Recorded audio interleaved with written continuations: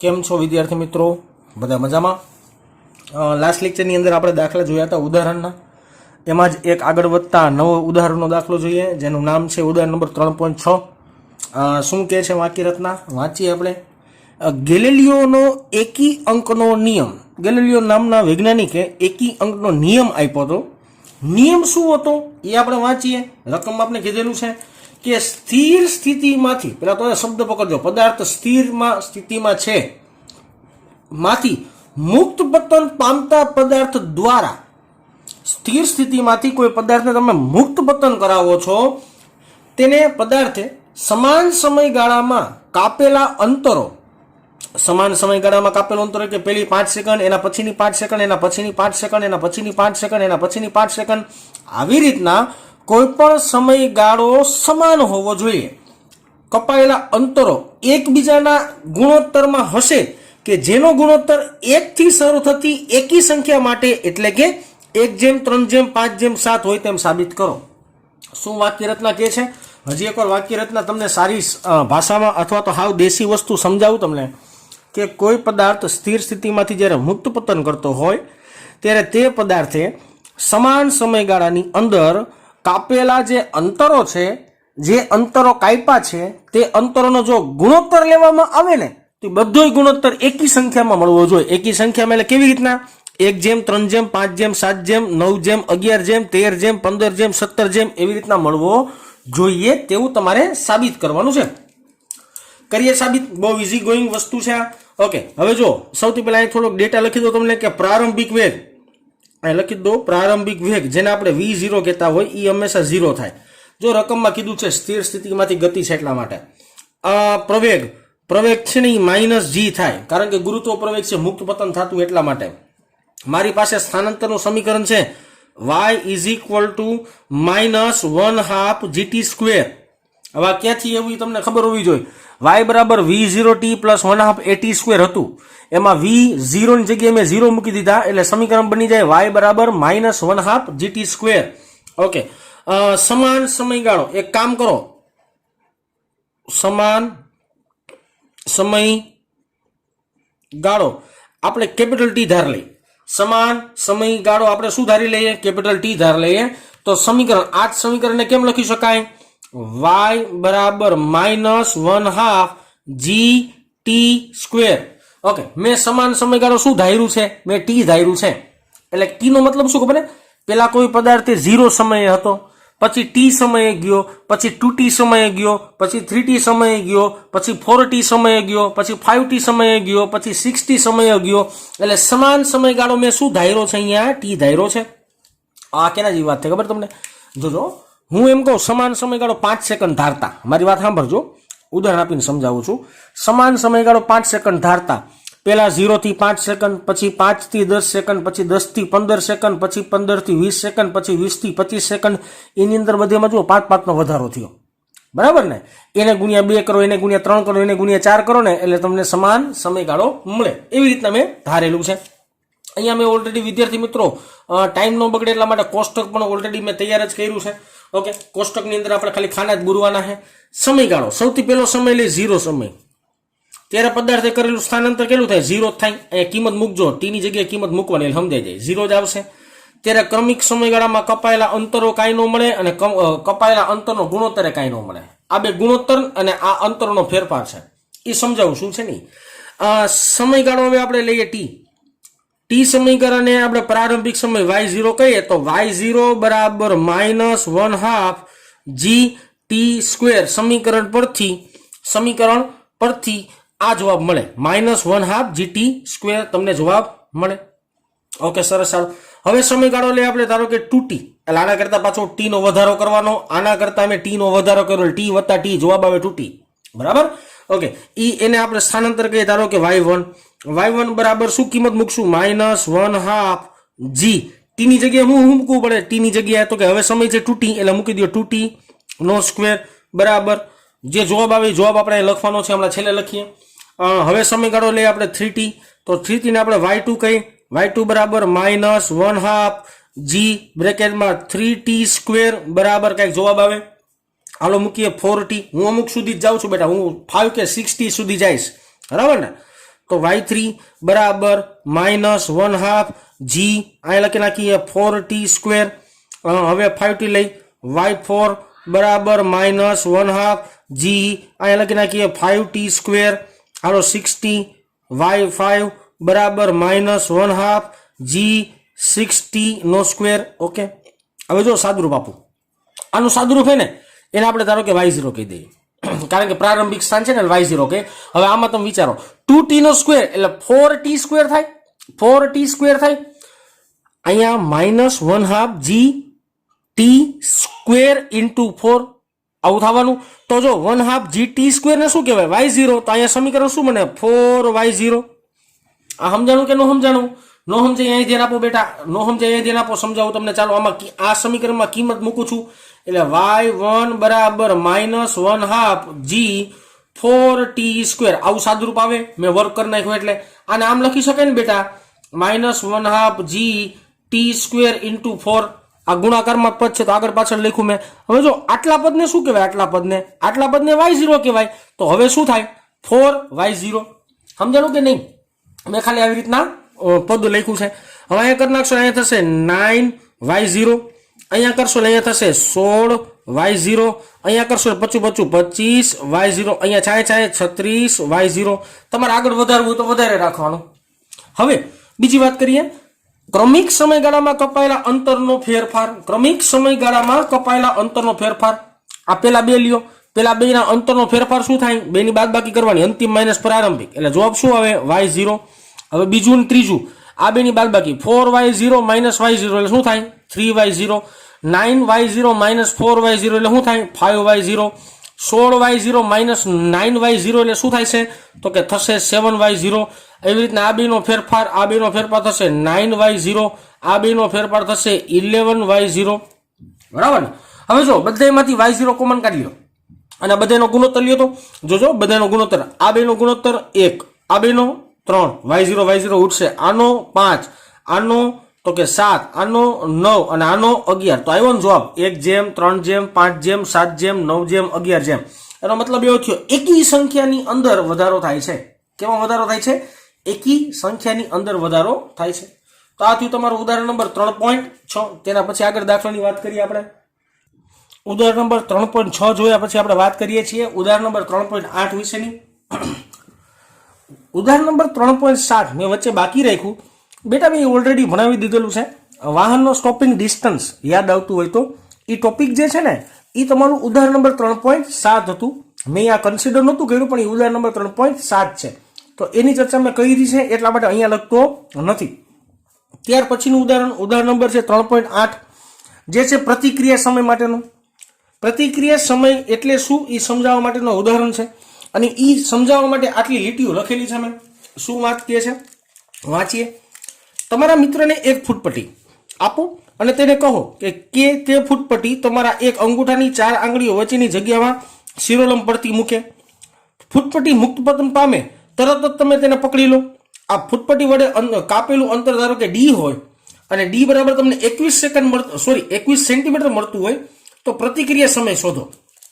હવે હું જે બોલ્યો સ્પીડમાં બોલ્યો ચાય કરીને, કારણ કે મારે તમને રકમ સમજાવી એટલા માટે. એક ફૂટપટ્ટી છે ને, ફૂટપટ્ટી તમારા હાથ આવી રીતના રાખવાના, આવી રીતના. મેં મારો હાથ અત્યારમાં છે ને. હવે જો અહીંથી ઉપરથી એક ફૂટપટ્ટી આવી રીતના મુક્ત પતન કરવાની. તમારા મિત્રને કેવું ને ઉપરથી એક ફૂટપટ્ટી આમ પકડી રાખે અને નીચે તમારામાં હાથ રાખવાના. હવે એ જેવી ફૂટપટ્ટી મૂકશે ને, આમ પકડી છે અત્યારે મેં, એ મૂકશે એટલે ફૂટપટ્ટી આમ નીચે પડશે. નીચે પડે ને ત્યારે તમારે 2 આંગળી પકડી રાખવાની આવી રીતના. ઉપરથી જેવી ફૂટપટ્ટી આમ મૂકે એ ભેગી તમારે આમ પકડી રાખવાની. બરાબર? તો તમે એ ફૂટપટ્ટીએ કાપેલું અંતર છે ને ધારો કે કેટલું છે? 21 સેન્ટીમીટર છે. તો તમે કેટલી સેકન્ડમાં હાથ દબાવી દીધો ને એ સમય ગોતવાનો છે. એને રિએક્શન ટાઈમ કહેવાય અને ગુજરાતીમાં એને પ્રતિક્રિયા સમય કહેવાય. તમે રિએક્શન કેટલી સમયમાં આપ્યું એ મારે શોધવાનું છે. ઓકે સરસ, બહુ સિમ્પલ છે. જો અહીંયા જે સમય છે ને ટી, એને આપણે TR કહીએ છીએ એટલે પ્રતિક્રિયા સમય, જેને ઇંગ્લિશમાં કહેવાય રિએક્શન ટાઈમ. ઓકે, અહીંયા જે વાય અંતર છે ને આપણે ડી કહીએ છીએ અને પદાર્થ નીચે પડે છે એટલે અંતર એ માઇનસ આવશે અને એ પૂછે તમને 21 સેન્ટીમીટર, પણ એને મીટરમાં કન્વર્ટ કરીએ એટલે -0.21 મીટર આવે. પદાર્થ નીચે પડે છે એટલે એ જેને આપણે -g લઈએ તો એનું મૂલ્ય થાય -9.8 મીટર પ્રતિ સેકન્ડ સ્ક્વેર. અને પ્રારંભિક વેગ હાથમાં પકડી જ રાખી હતી પહેલા, તો પ્રારંભિક વેગ એનો 0 થાય. ઓકે, તો હવે આપણી પાસે સમીકરણ છે y બરાબર v0t plus half at square. આવું મારી પાસે ઇક્વેશન ઓલરેડી છે જ. ઓકે, સ્થાનાંતર આપણે y મૂકીએ. y છે આપણી પાસે માઇનસ 0.21 બરાબર પ્રારંભિક વેગ 0. અહીંયા થશે પ્લસ 1/2 માઇનસ 9.8 અને ટી સ્ક્વેર મારે શોધવાનો છે. ટી સ્ક્વેરની જગ્યાએ લખીશું ટી આર સ્ક્વેર. સાદુરૂપ આપી. ચાલો બેટા આને સિમ્પલ ટી આર સ્ક્વેરને સૂત્રનો કરતા બનાવું.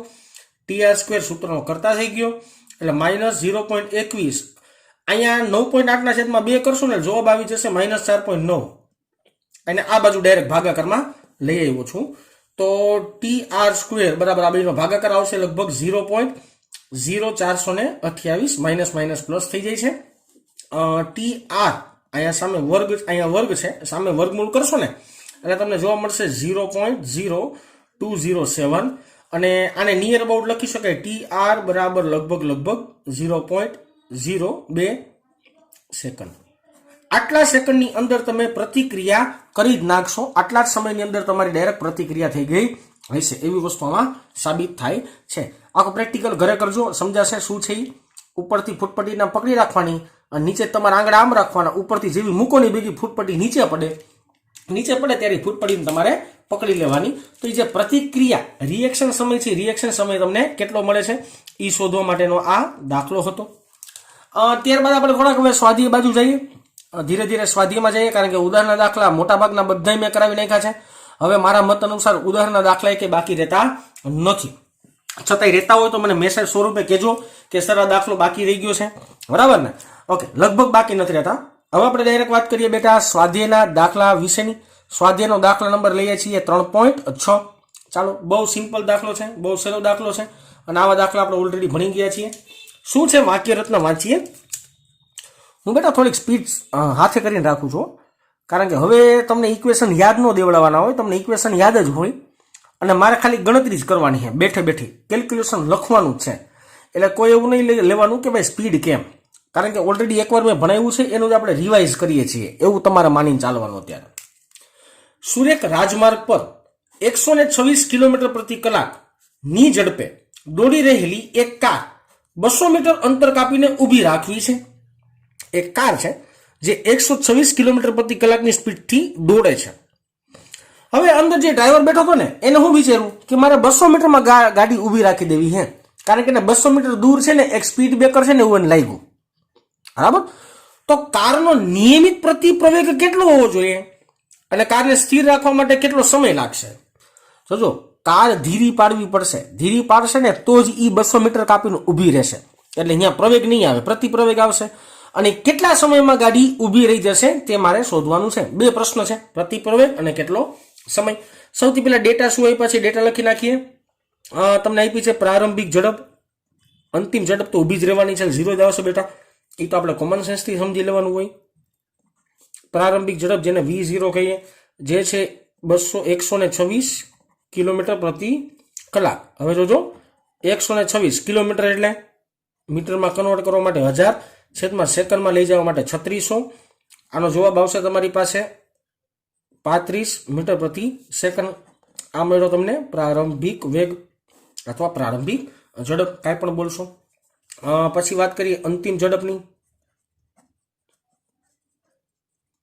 અંતિમ ઝડપને આપણે ધારો કે v વડે દર્શાવીએ તો એ 0 થાય. કોમન સેન્સ છે બેટા, કારણ કે અંતમાં તો એને આપણે ઊભી જ રાખવાની છે. સ્ક્વેર નહીં આવે બેટા, મીટર પ્રતિ સેકન્ડ જ આવશે, સ્ક્વેર નહીં આવે, મારી ભૂલ છે. પછી વિચારીએ કાપેલું અંતર.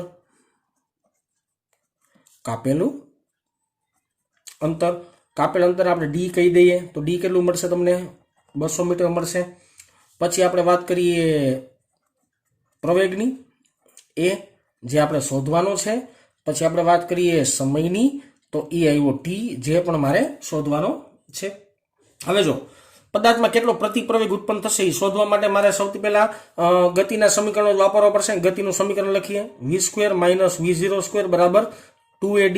મેં આજ કા વાપર્યું તો કે મને સાહેબ પ્રવેગ મળી જાય એટલા માટે મેં આ વાપર્યું, બરાબર ને? આમાંથી આપણે પ્રવેગને સૂત્રનો કરતા બનાવીએ એટલે v² - v0² ના છેદમાં 2d. બધી કિંમત છે મારી પાસે, તો કે હા ભાઈ બધી કિંમત છે, મૂકો ભાઈ કિંમત. v છે એ થશે 0 નો વર્ગ માઇનસ v0 આનો જવાબ આવે છે 35 તો 35 નો વર્ગ ના છેદમાં 2 ડી એટલે કાપવામાં આવતું અંતર છે 200 મીટર એટલે પ્રવેગની કિંમત તમને મળે -3.06 મીટર પ્રતિ સેકન્ડ સ્ક્વેર. આ મેળો પ્રતિ પ્રવેગ માઇનસ આવેલી હંમેશા પ્રવેગ કેવો હોય બેટા? પ્રતિ પ્રવેગ જ હોય. હવે મારે ગોતવાનો છે સમય. હાલો અહીંયા લખી નાખું છું સમય શોધવા માટે. બહુ સિમ્પલ બેટા. મારી પાસે સમીકરણ છે v બરાબર v0 પ્લસ at. બરાબર, આમાંથી ટી ને સૂત્રો કરતા બનાવી લ્યો એટલે થશે v minus v0 by a. હાલો, ટી બરાબર 0 માઇનસ v0 કેટલું હતું? તો કે 35 ના છેદમાં પ્રવેગ અહીંયા કેટલો મળ્યો મને? તો કે મને પ્રવેગ મળ્યો છે -3.06. એટલે જો ઉપરના માઇનસ નીચે માઇનસ એમનો વયા જવાના છે તો સમય મળશે મને 11.44 સેકન્ડ. 11.44 સેકન્ડની અંદર ગાડી ઊભી રહી જશે, પણ એને સ્ટાર્ટિંગથી આટલો પ્રતિપ્રવેગ પેદા કરતો રહેવો પડે તો આટલા સેકન્ડમાં ગાડી ઊભી રહી જાય. તો આ થયો તમારી ટેક્સ્ટ બુકનો સ્વાધ્યાયનો દાખલા નંબર 3.6. આગળ દાખલા જોઈએ. ચાલો વિદ્યાર્થી મિત્રો આગળ વધીએ નવા દાખલા તરફ. શું છે વાક્ય રચના? વાંચીએ. સ્વાધ્યાયનો 3.7 નંબરનો દાખલો છે. વાક્ય રચના એવી કંઈક છે કે 400 મીટર જેટલી સમાન લંબાઈ ધરાવતી બે ટ્રેનો 400 મીટર જેટલી સમાન લંબાઈ ધરાવતી બે ટ્રેનો એ અને બી. રકમમાં શું આપ્યું છે? ટ્રેનની લંબાઈ, જે મેં ઓલરેડી લખીને રાખ્યું છે. ટ્રેનની લંબાઈ એલ બરાબર કેટલી કીધી મેં? 400 મીટર. એ અને બી બે સમાંતર રેલવે ટ્રેક પર 72 કિલોમીટર પ્રતિ કલાકની ઝડપે એ બંને ટ્રેનો સમાંતર રેલવે ટ્રેક ઉપર 72 કિલોમીટર પ્રતિ કલાકની ઝડપે ગતિ કરે છે. આ કિલોમીટર પ્રતિ કલાકને આપણે મીટર પ્રતિ સેકન્ડમાં ફેરવેલ જવાબ આવશે 20. એક જ દિશામાં દોડે છે, એનો મતલબ ટ્રેન એ જો આ દિશામાં ગતિ કરતી હોય તો ટ્રેન બી પણ એ જ દિશામાં ગતિ કરતી હોય. બીજી એક વાત, મેં બંને ટ્રેન માટે બે ડબ્બા દર્શાવ્યા છે. આ પહેલો ડબ્બો છે એ ડ્રાઈવરનો સેક્શન છે, પાછળનો જે ડબ્બો છે એ ગાર્ડનો સેક્શન છે. એવી રીતના બીજ ટ્રેનની અંદર આ ડી જ્યાં લખ્યું છે ડ્રાઈવરનો સેક્શન અને જી જ્યાં લખ્યું છે એ ગાર્ડનો સેક્શન છે. આ વસ્તુ ખાસ યાદ રાખજો, આની અંદર એ વસ્તુ મદદરૂપ થશે. વાંચી આગળ વાક્ય રચના. ટ્રેન એ ટ્રેન બી કરતા આગળ છે. તો જો હજી મારી આકૃતિમાં ટ્રેન એ મેં બી કરતા ઓલરેડી આગળ જ દર્શાવેલી છે. બી ટ્રેનનો ડ્રાઈવર એટલે આ થયો બી ટ્રેનનો ડ્રાઈવર. ટ્રેન એ ને ઓવરટેક કરવાનું વિચારે છે. આ બી માં બેઠેલા ડ્રાઈવરને એમ થયું કે હું એ કરતા આગળ વયો જાઉં. સ્વાભાવિક વસ્તુ એક વિચારો બેટા, બંને ટ્રેનની ઝડપ અત્યારમાં 20 મીટર પ્રતિ સેકન્ડ છે. હવે આ બી ટ્રેનને એ ટ્રેન કરતા આગળ જવું હોય તો આ બી ટ્રેનને પ્રવેગી ગતિ કરવી પડે. સ્વાભાવિક વસ્તુ છે. અત્યારમાં બેનો વેગ સમાન 20 મીટર પ્રતિ સેકન્ડ છે. હવે ધારો કે મારે આ ટ્રેનને આગળ એ ટ્રેનથી ઓવરટેક કરાવડાવી હોય તો બી ટ્રેનને પ્રવેગી ગતિ કરવી પડે. આ આપણું લોજિક છે, સિમ્પલ. અને પોતાની ટ્રેનને 1 મીટર પ્રતિ સેકન્ડ સ્ક્વેર જેટલી પ્રવેગી ગતિ કરાવે છે. ઓકે, તો આમ લખી નાખીએ ટ્રેનનો પ્રવેગ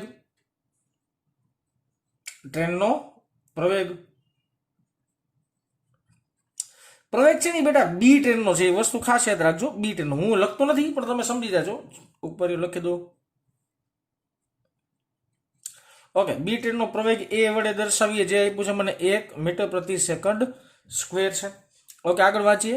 જો 50 સેકન્ડ બાદ ટ્રેન બી નો ગાર્ડ ટ્રેન એ ના ડ્રાઈવરની આગળ થઈ જાય, મતલબ ટ્રેન બી નો ગાર્ડ ટ્રેન એ ના ડ્રાઈવરની આગળ થઈ જાય એટલે આ આખી ટ્રેન એ કરતા આગળ વહી ગઈ એવું બોલી શકાય. બરાબર? ઓકે, ટ્રેન એ ના ડ્રાઈવરની આગળ થઈ જાય તો બંને ટ્રેન વચ્ચેનું પ્રારંભિક અંતર કેટલું હશે? મારે શોધવાનું શું છે? બંને ટ્રેન વચ્ચેનું પ્રારંભિક અંતર શોધવાનું છે. આ લખી નાખી, શોધવાનું છે પ્રારંભિક અંતર, જેને આપણે એક્સ કહીએ છીએ, જે આપણે શોધવાનું છે. આ એક્સ મેં ઓલરેડી આકૃતિમાં દર્શાવેલ છે. આકૃતિ તમારી ટેક્સ્ટ બુકની અંદર, રેફરન્સ બુકની અંદર કે આપેલી નથી, પણ આવી આપણે વિચારવી હોય તો વિચારી શકાય. હંમેશા માટે કોઈ પણ દાખલાને આકૃતિની અંદર કન્વર્ટ કરવો તો શું સહેલી વાત બનશે કે દાખલો આખો વ્યવસ્થિત તમને સમજાઈ જશે. ઓકે, સરસ બેટા. બીજી એક વસ્તુ, અહીંયા જે ગતિ છે ને બેટા, એ એની સાપેક્ષે બી ની ગતિ છે. એની સાપેક્ષે બી ની ગતિ છે તો એક વસ્તુ ખાસ લખવી પડે મારે, એની સાપેક્ષે બી ટ્રેનની પ્રારંભિક ઝડપ જેને આપણે v0 કહીએ, જે કેટલી થશે? 0 થશે. હવે અહીંયા મોટા ભાગના વિદ્યાર્થીઓ કન્ફ્યુઝ થશે. જો સમજો બેટા, સ્ટાર્ટિંગની અંદર તમને બંને ટ્રેનની ઝડપ સમાન આપી હતી 72 કિલોમીટર પ્રતિ કલાક. હે, એ ટ્રેન ઉપર ઉભેલો વ્યક્તિ જો બી ટ્રેનને જોવે ક્યારે? જ્યારે 72 કિલોમીટર પ્રતિ કલાક જેટલો એનો વેગ હતો ત્યારે, તો આ બે એકબીજાને સાપેક્ષે કેવી લાગશે? ઓટોમેટિકલી સ્થિર જ લાગશે. સ્થિર લાગવાનું કારણ શું? તો કે બંનેના વેગ સમાન હતા. જો બંનેના વેગ સમાન હોય તો બે પદાર્થ એકબીજાની સાપેક્ષે તમને કેવા દેખાય? સ્થિર દેખાય. ઓકે, સરસ. બીજી એક વાત કે જો હવે બી ટ્રેન પ્રવેગી ગતિ શરૂઆત કરે, પ્રવેગી ગતિ એટલે કેટલા પ્રવેગથી? 1 મીટર પ્રતિ સેકન્ડ સ્ક્વેર જેટલા પ્રવેગથી ગતિ શરૂઆત કરે, ત્યારે એ ટ્રેન પર ઉભી રહેલા વ્યક્તિને આ બી ટ્રેન એની ઉપર ખૂબ જ ઝડપથી આવતી હોય ને એવો ભાસ થાય. આ કેના જેવી વાત છે? તમે રેલવે ટ્રેક પર પ્લેટફોર્મ ઉપર ઊભા હોય અને કોઈ ટ્રેન આવે, અચાનક પાસ થાય તો તમને ફૂલ સ્પીડમાં આવતી હોય ને એવો અનુભવ થાય. ખરેખર એનો વેગ તો નોર્મલ જ હોય, પણ ખૂબ જ સ્પીડમાં આવી હોય એવો તમને અનુભવ થાય. આ એના જેવી કંઈક રચના બને. ઓકે, મારે શોધવાનું છે આકૃતિની ભૂમિતિ પરથી x એટલે કે બે ટ્રેન વચ્ચેનું અંતર. સિમ્પલ છે બેટા. નિયમિત ગતિના સમીકરણ, નિયમિત પ્રવેગી ગતિના સમીકરણ પરથી, નિયમિત પ્રવેગી ગતિના સમીકરણ પરથી સમીકરણ વાપરશું. x બરાબર v0t plus 1/2 at square. x એટલે x, v0 એટલે 0 છે. બેટા આ a ની સાપેક્ષે b ની ઝડપ છે. બેટા બે ટ્રેનની કમ્પેરિઝન કરવાની છે એટલા માટે જવાબ 0 આવે છે. બાકી બેનો વેગ 72 તો તમને રકમમાં આપ્યો જ છે. હું એમ કહું કે આ બે સિવાય કોઈ ત્રીજો એક વ્યક્તિ અવલોકન કરે તો આ બે ટ્રેનનો વેગ 72 તમને નરી આંખે દેખાશે. પણ એ ની સાપેક્ષે બી ની ઝડપ કેટલી બનતી હોય? 0. એટલે અહીંયા મેં v0 ની જગ્યાએ 0 લખી નાખ્યું છે. ઓકે, વચ્ચે સરવાળા નિશાની 1/2. પ્રવેગ કેટલો આપ્યો છે બેટા? 1 t સ્ક્વેર. તમને સમય આપ્યો છે 50 સેકન્ડ. હું લખતા અહીંયા ભૂલી ગયો છું બેટા, પણ સમય છે તમારી પાસે આઈ થિંક 50 સેકન્ડ. જો આ રહ્યો સમય આપેલો છે, ડાયરેક્ટ સમયની કિંમત મૂકું છું 50 નો વર્ગ. આખું સાદું રૂપ આપશો એટલે x બરાબર જવાબ આવશે. અહીંયા આવશે 1250 મીટર. આ તમને મળ્યું પ્રારંભિક અંતર, જેને આપણે x કીધું. ઓકે, તમને ટ્રેનની લંબાઈ l આપી છે, બરાબર. હવે આ ટ્રેન બે જો સમાન વેગથી ગતિ કરતી હોય ને તો બે વચ્ચેનું ડિસ્ટન્સ જળવાઈ રહે. આ બંને ટ્રેન એકબીજાથી સમાન વેગથી ગતિ કરે તો બે વચ્ચેનું જે ડિસ્ટન્સ છે એ 100% જળવાઈ રહેશે. તો આકૃતિની ભૂમિતિ પરથી આપણે આવું લખી શકાય કે નહીં? અહીં x બરાબર આખું અંતર x છે. x બરાબર l વત્તા d વત્તા l આમ લખાય. આ બધાનો સરવાળો કરો એટલે x આવી જાય. x બરાબર 2l પ્લસ d. મારે શોધવું છે d, તો d is equal to x minus 2l. x કેટલું છે મારી પાસે? 1250 માઇનસ 2. l કેટલું છે મારી પાસે? 400. જે ટ્રેનની લંબાઈ છે ઓલરેડી. જવાબ આવશે 450 મીટર. આ d મળી ગયું તમને 450 મીટર. કોઈ એમ પૂછે કે બે ટ્રેન વચ્ચેનું અંતર કેટલું હતું પ્રારંભમાં? બે ટ્રેન વચ્ચેનું અંતર કેટલું હતું? સાંભળજો, આમાં તો આપણે બેના આના ડ્રાઈવર અને આના ગાર્ડ વચ્ચેનું અંતર ગોઈતું. તમને કોઈ પ્રશ્ન પૂછી લે કે આના ગાર્ડ અને આના ડ્રાઈવર વચ્ચેનું અંતર કેટલું, તો એ કેટલું મળે તમને? 450 મીટર જેટલું મળે. એટલે આમાં પ્રશ્ન મારે ટ્વિસ્ટ કરવો હોય તો હું ખાલી પ્રશ્નમાં એટલું જ બોલું કે બેના ડ્રાઈવર વચ્ચેનું અંતર, એકના ગાર્ડ ને બીજાના ડ્રાઈવર વચ્ચેનું અંતર શોધો. આટલું લખી રાખું ને ખાલી, તો આખો પ્રશ્ન ફરી જાય અને જવાબ પણ ફરી જાય. તો આવી રીતના કોઈ પણ દાખલો ટ્વિસ્ટ કરી શકાતો હોય. ઓકે, સરસ. ત્યારબાદ દાખલામાં આગળ વધીએ. દાખલો જોઈએ આપણે સ્વાધ્યાયનો 10 નંબરનો દાખલો. 8-9 નંબરના દાખલા જે વચ્ચે છે મેં મૂકી નથી દીધા, એ ઓલરેડી આપણે થઈ ગયા છે. જો કે સ્વાધ્યાયના બેટા મોટા ભાગના દાખલા અથવા મોટા ભાગના દાખલાની ટાઈપ એના જેવા દાખલાઓ મેં ઓલરેડી ભૂતકાળમાં ભણાવી દીધેલા છે. છતાંય આપણે ચોપડીમાં લખેલા છે, મારે સમજાવવું પડે અને તમારે સમજવું પડે, એ જોઈને આપણે દાખલા ગણીએ છીએ. ઓકે, એના પછીનો દાખલો જોઈએ. ચાલો, સ્વાધ્યાયનો 3.10 થિયોરિટિકલ છે. હું અમુક બેટા આવા થિયરીવાળા દાખલા છે ને કરાવીશ, જે બહુ વિચારવા જેવા હોય એવા દાખલા. 11મા ધોરણમાં બહુ થિયરીવાળા દાખલા નહીં કરાવો, જેનું કઈ લોજિક જ નહીં નીકળતું હોય, જે કે મદદરૂપ જ નહીં થતું હોય ને, બહુ થિયરીવાળા દાખલા નહીં કરાવું. પરંતુ અમુક અમુક જે અગત્યના હશે ને 100% હું ધ્યાનમાં લઈને કરાવીશ.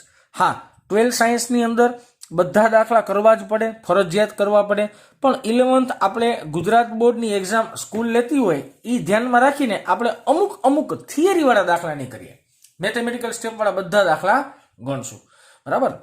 શું છે રકમ વાંચીએ. કોઈ એક ખેલાડી છે જે 29.4 મીટર પર સેકન્ડ જેટલી પ્રારંભિક ઝડપથી એક બોલને ઉધ્વ દિશામાં ફેંકે છે. ઉધ્વ દિશા એટલે કે ઉપરની દિશા. તો અહીંયા સૌથી પહેલી જ બાબત લખી નાખીએ કે દડાનો પ્રારંભિક વેગ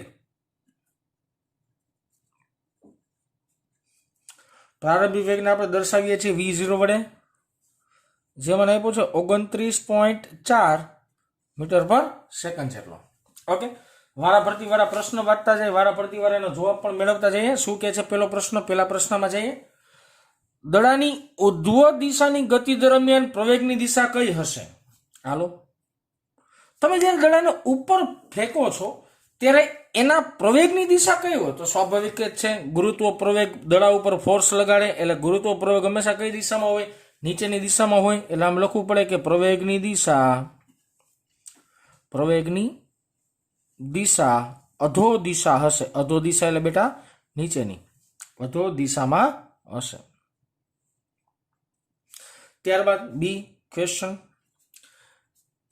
તેની ગતિ મહત્તમ ઊંચાઈવાળા બિંદુ એ દડાનો વેગ તથા પ્રવેગ મેળવવું. હવે જો જ્યારે કોઈ પદાર્થ મહત્તમ ઊંચાઈએ જાય, સાંભળજો, મહત્તમ ઊંચાઈ જાય ને તેનો વેગ 0 થઈ જાય, કારણ કે 1 સેકન્ડ તો દડો ઉભો રહે પછી પાછો પદાર્થ ક્યાં આવે? નીચે આવે. એટલે સિમ્પલ લોજિક એવું છે કે મહત્તમ ઊંચાઈ એ વેગ v = શું મળે તમને? 0. પરંતુ મહત્તમ ઊંચાઈ પ્રવેગ તમને મળે. પ્રવેગ કેટલો હોય? ગુરુત્વ પ્રવેગ જેટલો. મહત્તમ ઊંચાઈ એ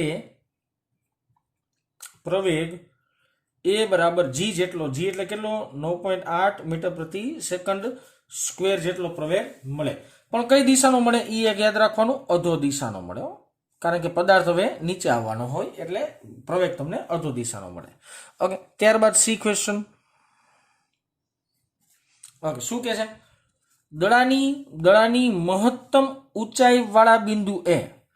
હવે દડાની મહત્તમ ઉભા રહ્યો, બોલું છું ને એના કરતા હું ગ્રાફ દોર નાખું એટલે તમને આ જ વસ્તુ સમજવામાં બહુ ઇઝી લેશે. આ ગ્રાફ દોર્યો મેં. ઓકે, ગ્રાફ દોર્યો છે. આ x અક્ષ એવું માની લ્યો, આ -x છે અને આ +x. હું શું લખું છું ને એ હમણાં તમને સમજાવું. આ x અક્ષને મેં ઊભી દોરી છે ટૂંકમાં, બીજું કાંઈ નથી કર્યું. બરાબર ને? હવે એક દડાને આપણે આવી રીતના ઘા કરીએ છીએ, એ આપણે આકૃતિમાં દોરી લઈએ. હું દડાને આવી રીતના ઘા કરું છું. બરાબર? અને પાછો અહીંયા જમીન પર આવે છે. આ જમીનની સપાટી છે, હું ધ્યાનમાં રાખજો. હવે આપણે વાક્ય રચના શાંતિથી પાછી વાંચીએ. દડાની મહત્તમ ઊંચાઈવાળા બિંદુએ x બરાબર 0 મીટર અને t બરાબર 0 સેકન્ડ. એનો મતલબ મહત્તમ ઊંચાઈ આ થઈ. હું જમીન ઉપરથી ઘા કરું તો મહત્તમ ઊંચાઈ આ થઈ. તો આને x બરાબર શું લેવાનું? 0 મીટર અંતર લેવાનું. અને અહીંયા જ x બરાબર 0 મીટર અને સમય શું લેવાનો છે મારે? t બરાબર 0 મીટર જેટલો, t બરાબર 0 સેકન્ડ જેટલો સમય મારે લેવાનો છે. ઓકે, સરસ. ચાલો, શિરોલંબ નીચે તરફની દિશાને x અક્ષની ધન દિશા તરીકે પસંદ કરો. શિરોલંબ નીચે તરફની જે દિશા છે ને એને ધન લેવાની છે. આવું રકમમાં મને કીધું છે, બાકી ન લેવાની હોય, બાકી માઇનસ જ આવે. પણ મને શું કીધું છે? શિરોલંબ નીચેની દિશા જે આવી છે એને આપણે કેવી લેવાની છે? ધન દિશા તરીકે લેવાની છે. આ પસંદગીના સંદર્ભે દડાની ઉધ્વ ગતિ અને અધોગતિ માટે સ્થાન, વેગ અને પ્રવેગના ચિહ્નો એટલે સિગ્નેચર્સ કેવી હોય આપણે ગોતીએ. ચાલો, ઉધ્વ દિશાની, જ્યારે કોઈ પદાર્થ ઉપર જાય છે એટલે કે ઉધ્વ દિશામાં ગતિ કરે છે ત્યારે એનું ચિહ્ન, સાઇન કેવી છે? સૌથી પહેલા આપણે ગોતીએ સ્થાન માટે. હાલો, સ્થાન માટે છે ને x નું મૂલ્ય હંમેશા ધન જ આવે. કેમ ધન આવે ખબર? ઉધ્વ દિશાની ગતિ માટે સ્થાન. ઉધ્વ દિશાની ગતિ માટે સ્થાન તો કે જો આમ જાવ સ્થાનમાં વધારો થવાનો હોય. બરાબર ને? એટલે એનું મૂલ્ય કેવું થાય? ધન જ થશે. ઉધ્વ દિશાની ઉપરની ગતિ લેવાની છે. ઓકે, સરસ. ચાલો, હવે વેગની વાત કરો. વેગ v બરાબર v આવશે 0 કરતા, એટલે આ આવશે ઋણ. વેગ કેવો આવશે વિદ્યાર્થી મિત્રો? ઋણ આવશે. કારણ કે જો પદાર્થ અહીંયા છે, અહીંયા આમ પદાર્થને તમે ઘા કરો, બરાબર ને? આમ પદાર્થ ઘા થયો મતલબ કાપવામાં આવતું અંતર તો વધ્યું ને, કાપવામાં આવતું અંતર વધ્યું ને એટલે સ્થાન ધન થયું. પણ આમ ઉપર જાવ તો પદાર્થનો વેગ છે ને એ માઇનસ એક્સ અક્ષ તરફનો છે. પદાર્થનો વેગ માઇનસ એક્સ અક્ષ તરફનો છે એટલે વેગ કેવો આવશે? ઋણ આવશે. પ્રવેગ આવશે એનો ધન. ઉભા રહ્યો, જો આમાં કન્ફ્યુઝન થશે ધન કેમ આવે. જો એક તો પદાર્થ ઉપર જાય, પદાર્થ ઉપર જાય એટલે પ્રતિપ્રવેગી ગતિ થઈ, આ તો કોમન સેન્સ થઈ. પદાર્થ ઉપર જાય તો પ્રતિપ્રવેગી ગતિ થાય ને પ્રતિપ્રવેગી ગતિ હોય ને તો પ્રવેગનું મૂલ્ય ઋણ આવે. પ્રતિપ્રવેગી ગતિ માટે પ્રવેગનું મૂલ્ય ઋણ આવે. ઉપર પદાર્થને ઘા કરો એટલે પ્રવેગનું મૂલ્ય ઋણ આવે, બરાબર? ડન. આલો બીજું, આ પદાર્થ ઉપર જતો તો નીચે ગુરુત્વ પ્રવેગી લાગે અને ગુરુત્વ પ્રવેગનું મૂલ્ય કેવું આવે? ઋણ જ આવે. પદાર્થને તમે ઉપર ઘા કરો એટલે પ્રતિપ્રવેગી ગતિ કરે અને પ્રતિપ્રવેગી ગતિને કારણે પ્રવેગ ઋણ આવે. એકવાર ઋણ આવી ગયું અને એ જ પદાર્થ ઉપર નીચેની દિશામાં ગુરુત્વ પ્રવેગ લાગતો હોય એટલા માટે પ્રવેગ ઋણ જ આવે. તો માઇનસ માઇનસ કેવું થઈ જાય? પ્લસ થઈ જાય. તો પ્રવેગ કેવો મળી જાય? તમને ધન મળે. આ ઉધ્વ દિશાની ગતિ થઈ. હવે આપણે વાત કરીએ અધો દિશાની ગતિ માટે. ઓકે, અધો દિશાની ગતિ. અધો દિશાની એટલે કઈ દિશા થઈ બેટા? નીચેની દિશા થઈ. નીચેની દિશાની ગતિ માટે. ઓકે, નીચેની દિશાની ગતિ માટે કોમન સેન્સ સ્થાન x નું મૂલ્ય કેવું મળે? ધન જ મળે. પદાર્થ ઉપરથી નીચે આવે તો એનો અંતરમાં તો વધારો થાય છે, અંતરમાં ધનમાં વધારો થાય છે એટલે એ અમે ધન, અથવા તો કાપેલું અંતર ઋણ ન હોય કોઈ દી, બરાબર ને? ઓકે, બીજી એક વાત લ્યો, વેગ લ્યો બેટા. વેગ કોમન સેન્સ આવશે. વેગનું મૂલ્ય કેવું આવશે? તો કે 0, ઋણ જ આવે. વેગ ઋણ શું કરવા આવે? અધો દિશામાં, સોરી અધો દિશા છે કા? ઓકે, અધો દિશામાં વેગ ધન આવે, સોરી અધો દિશામાં વેગ ધન આવે. કેમ ધન આવે? તો કે પ્લસ એક્સ તરફની ગતિ છે એટલે ધન આવશે. ઓકે, વાત કરીએ કન્ફ્યુઝન વાળી પાછી પ્રવેગ, અને પ્રવેગ આવશે ધન. પ્રવેગ ધન કેમ? જો આ સમજાવું. એક તો પદાર્થ નીચે આવે છે, એક તો પદાર્થ નીચે આવે છે એટલે ગતિ દરમિયાન તેની પ્રવેગી ગતિ થશે. પદાર્થ નીચે આવે છે તો એની કેવી ગતિ થશે? પ્રવેગી ગતિ. બીજી એક વાત, અને જે પ્રવેગી ગતિ છે ને એ ધન એક્સ અક્ષમાં થાય છે. પ્રવેગી ગતિ ધન એક્સ અક્ષમાં થાય છે એટલા માટે પ્રવેગ કેવો આવે? ઓલ ઓવર ધન આવે. તો ગ્રાફ એક એ સમજવા જેવો મસ્ત મજાનો આવો કે ગ્રાફ આવતો હોય છે ધારો કે, બરાબર ને? ઓકે, ત્યારબાદનો છેલ્લો ક્વેશ્ચન, ડી ક્વેશ્ચન છે. શું કે છે? આટલામાં મારે સંભાળવાનો છે. દડો કેટલી મહત્તમ ઊંચાઈ પહોંચશે? મહત્તમ ઊંચાઈ શોધવાની છે, બરાબર ને? ઓકે, મહત્તમ ઊંચાઈ કેટલી પ્રાપ્ત કરશે એ આપણે સૌથી પહેલા શોધવાની છે. કેટલા સમય બાદ તે ખેલાડીના હાથમાં પાછો આવશે? જો અહીંથી પદાર્થને ઘા કરો, અહીંથી અહીં પાછો નીચે આવે ત્યારે ખેલાડીના હાથમાં આવે. અહીંથી આટલો સમય ટી લ્યો તો અહીંથી આટલો સમય પાછો ટી જ થાય. તો ટોટલ સમય કેટલો લાગે? 2t જેટલો સમય લાગે. કેટલો સમય લાગશે વિદ્યાર્થી મિત્રો? 2t જેટલો સમય લાગશે. ઓકે, પેલા થોડાક ડેટા લખી નાખીએ. ચાલો, પ્રારંભિક વેગ જેને આપણે કહીએ v0. v0 નું મૂલ્ય આપ્યું છે મને 29.4 મીટર પ્રતિ સેકન્ડ. ઓકે, પછી આપણે કહીએ છીએ અંતિમ વેગ. અંતિમ વેગને આપણે v કહીએ તો એ આવશે 0. કેમ? તો કે હવામાં પદાર્થ 1 સેકન્ડ ઉભો રહે ને પછી નીચે આવશે. મહત્તમ ઊંચાઈ અથવા તો એને કહીએ આપણે સ્થાનાંતર. સ્થાનાંતરને આપણે y વડે દર્શાવીએ તો એનો જવાબ શું આવશે? એ જ આવશે. બીજી એક વાત, પદાર્થ ઉપર જાય કે નીચે જાય પ્રવેગ તો ઋણ જ લેવાનું હોય કેલ્ક્યુલેશનની અંદર. -g એટલે જવાબ આવે -9.8 મીટર પ્રતિ સેકન્ડ સ્ક્વેર. આટલા ડેટા મારી પાસે છે જ. ગતિનું સમીકરણ છે v² - v0² બરાબર 2ay. બધી કિંમત છે, બધી કિંમત સિમ્પલ મૂકી દો. હાલો, v² 0 માઇનસ v0² 29.4 નો વર્ગ બરાબર 2. પ્રવેગ કેટલો આવશે? તો કે પ્રવેગ આવશે ઋણ એટલે -9.8 અને y ની જગ્યાએ આપણે શું લખવાનું છે? h લખવાનું છે. આમાં કેલ્ક્યુલેશન તમે કરજો બેટા. h ને સૂત્રનું કરતા બનાવશો એટલે 44.1 મીટર જવાબ આવે. જવાબ કેટલો આવશે? 44.1 મીટર. ઓકે, પાછો નીચે પહોંચવા માટે લાગતો સમય, પણ એક ભાગનો સમય તો ગોતવો પડશે ને. એક જ ભાગનો સમય ગોતો જી.